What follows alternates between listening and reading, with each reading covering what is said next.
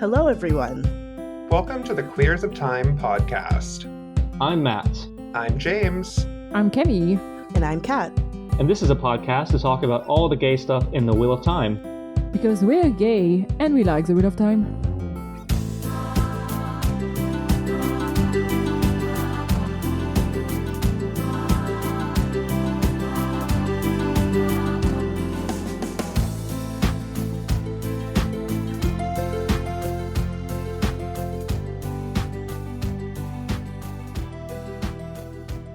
And as always, thank you to our fellow venator of Serene, Charlie, John, and Lux.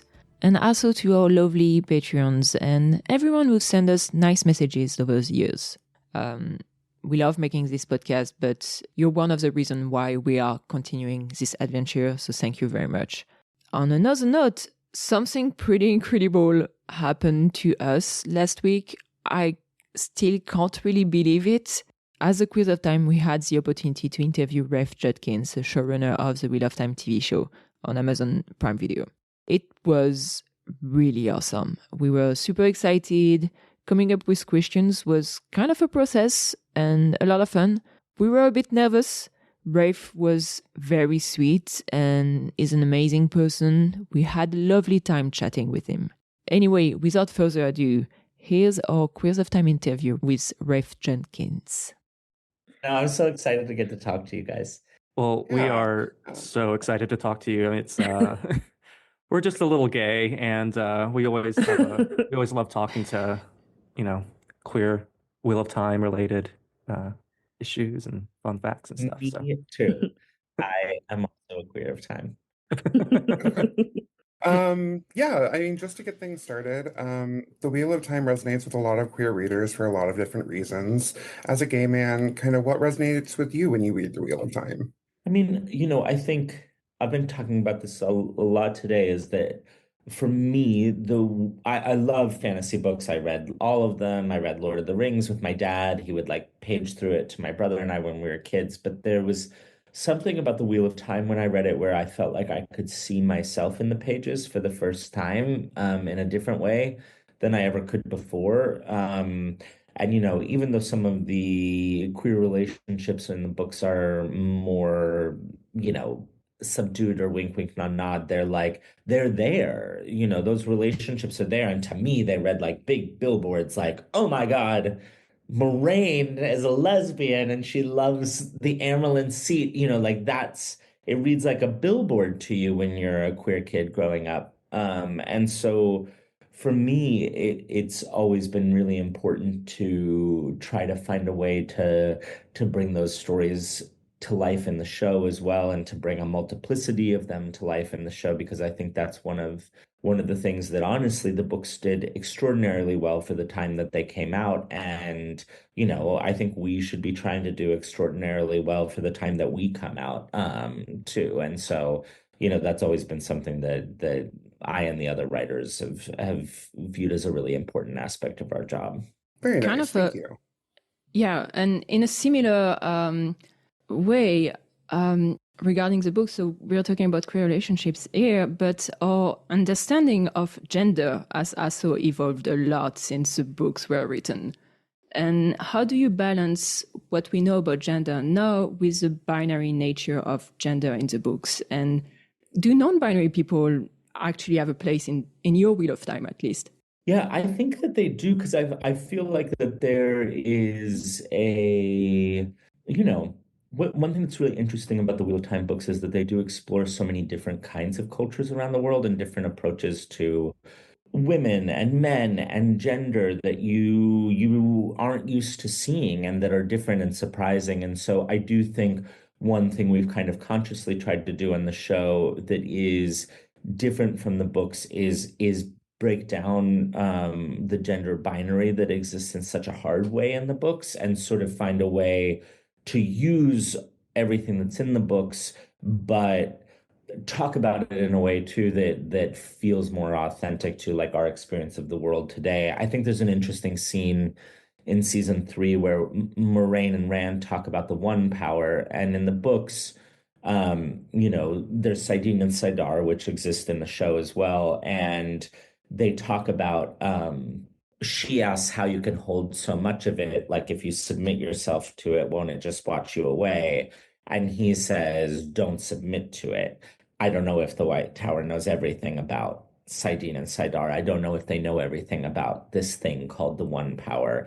And so that's something that you'll see us kind of like repeatedly doing through this season. There's a trans actor who plays an Aes Sedai in the White Tower. There's just a number of things we're sort of doing throughout the season, not trying to make like build big billboards or signposts around it, but to try to like show very consciously that our approach to gender in this world is slightly different than it was in the books, but still, really trying to bring to life like the heart of what I think, was being attempted in the books, which was to do a complicated and nuanced take on gender in the world. Yeah, thank you very much for that. It's really nice to hear that there's a conscious effort, on that side. Yeah, for sure. We talk about it a lot in the writers' room, and we have, all kinds of different people, both binary and non in the writers' room. So, it's something we talk about a lot. Yeah, that's really cool to hear. Especially because it's cool to see ourselves represented, especially in fantasy on screen. Because since we're talking about Moraine, we have to ask about Moraine and Swan, one of the favorite relationships on the show.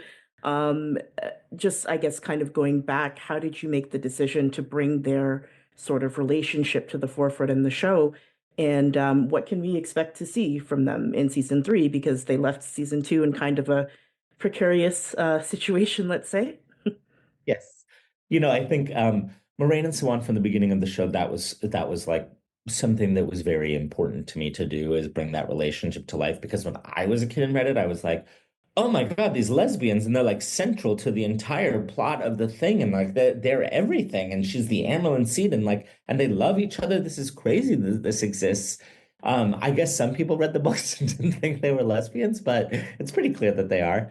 And so I felt like, that was important to me in bringing it to the show. And also, like, that relationship is very important to both of those characters in the books. And so I think seeing them actually in love with each other on screen only deepens that, and like lets you feel the pain of what they're up against too, which is that they're two women who love each other, but they've been called to a very high duty for the world, and them struggling between their duty to the world and everyone who lives in it versus their love for each other is something that like really grabs at your heart, I think. And I think that they're two women who are, extremely powerful characters who are very committed to their duties. And so it's a big and natural struggle for them to have with their relationship. And it was one thing we wanted to see brought to life a little bit more in season 2.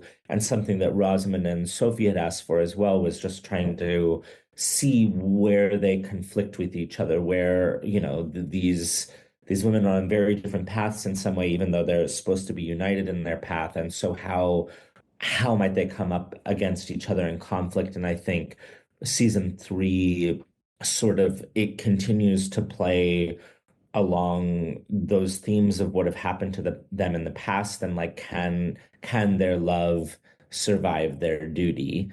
And that's a question that you see still asked in season 3. Yeah, I love Swan and Moraine, or Soiraine, and I can tell that there's so much love and care that goes into portraying the relationship. It feels like a fan of the show is in charge, and you are a fan, and I think it's awesome that you get to have that position. But I'm wondering, how different is Rafe the fan versus Rafe the showrunner, and how do you balance those roles and their differences when you're deciding what book material to cut or alter? And I'm thinking specifically of The Shadow Rising. It's a massive book, and it's how's that going to shape out?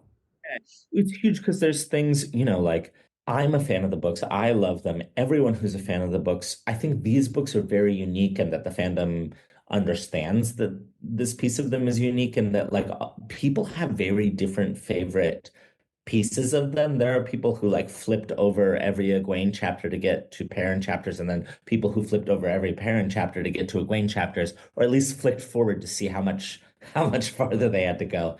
And so I think, that's an inherent piece of what we're doing is trying to balance that. And I can't just do my favorite things from the book. I have to do, like do the books themselves and the series themselves justice. So there are moments that like weren't very iconic to me, like Matt fighting Galad and Gawain was not an iconic moment in the books to me, but it is an iconic moment in the books. And so I talked to a lot of people about why it's iconic to them, what matters to them in it, like why it means something to them emotionally.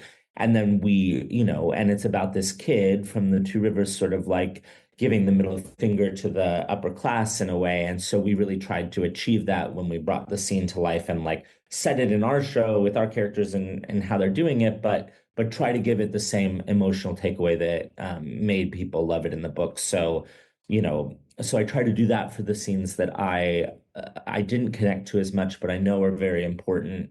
And likewise, I there's things that I just love in the books that are not in the show. Those are really hard sometimes to cut, but you have to do it, and we only have these 8 hours, and I love these characters, and we have to try to find a way to do them justice. And so, you have to make tough decisions sometimes.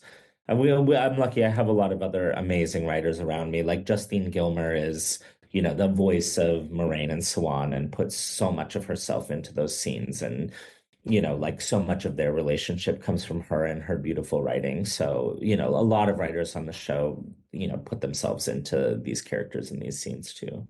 Yeah, that's awesome. And just thinking about iconic characters and iconic scenes, we're getting Elida a little bit later than she appears in the books. She is one of my favorite characters in all of her glorious mess. And so can we expect to see that sort of messy antagonist, but thinks she's a hero, but is she? Can we expect to see that translated into the show?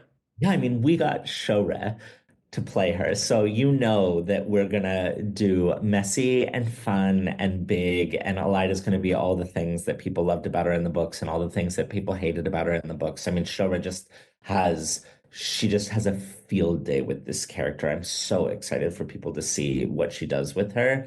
And I think one of the things that's always the most interesting to me about Elida is that she is not a dark friend. She does some of the most horrible things that any character in our books do.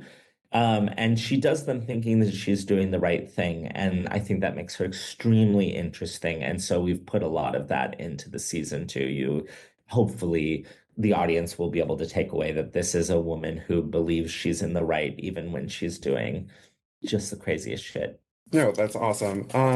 Speaking of some other iconic characters or iconic relationships, I guess, way back in September 2018, you mentioned that you were more interested in polyamory than polygamy when it comes to Rand's relationships.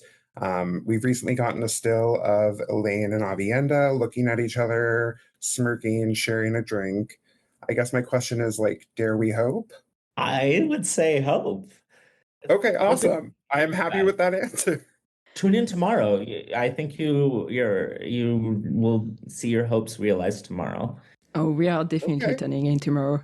On a different topic, the villains, especially the Forsaken in the Wheel of Time, are very campy, both in the books and in the show. Can we expect even more of that campiness in season 3? Yeah, of course. I mean, I think that's what makes the Forsaken so fun.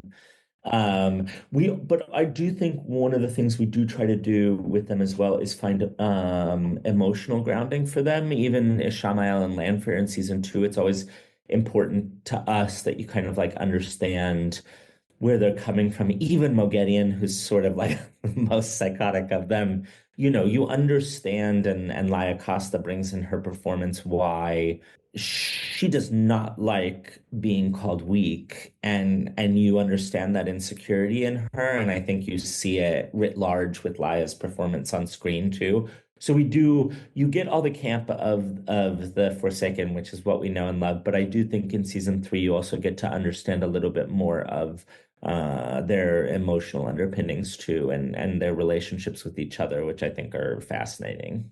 Yeah, I love The Forsaken as a longtime follower of campy gay villains. I love what the show has done with them. And so I have a fun fact followed by sort of two questions. And there's silly questions. So considering that Robert Jordan said that between 30 to 50% of the population of Randland is queer, how on earth do you fit straight people into the Wheel of Time show? I mean, that seems like a pretty tall order. And second, it's a challenge. It's a challenge. Sorry, I can let you finish that one. No. And the second is, and this might be just a watch and find out, but how gay can we expect my favorite Forsaken Asmodean to be if he is in the show? Oh, that might be a watch and find out, but I think that I think that it would be strange if 30 to 50% of the people in the Wheel of Time are gay, and that wouldn't include the Forsaken as well. And that's it. I hope you enjoy this interview with Rafe Judkins. I know we had a lot of fun. Obviously, please tune in for the 3rd season of The Wheel of Time coming up on Prime Video on March 13. Like, I'm recording that the day after the virtual fan screening of the first episode of the season 3. I'm still, very emotional about it. And I think we're gonna have a lot of fun with this 3rd season. So yeah, I hope you all are excited. Thank you very much for listening to this episode of The Quiz of Time. As always, you can support us on Patreon and you can find us on most social media platforms. And by most, I mean Blue Sky, Tumblr, and Discord.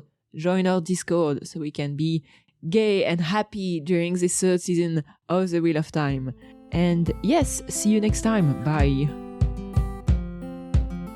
Thank you all for listening. This was Queers of Time, a Wheel of Time podcast. The music is Dance of the Witches by Julius H.